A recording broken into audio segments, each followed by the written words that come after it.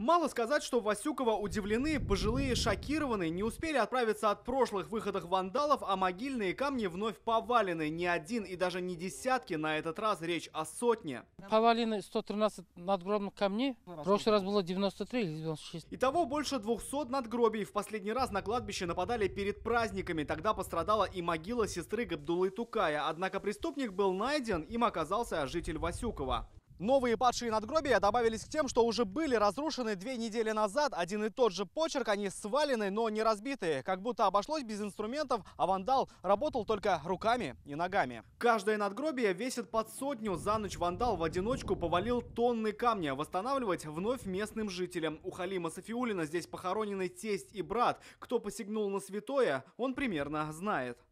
Говорят, 20 лет живет Васюково.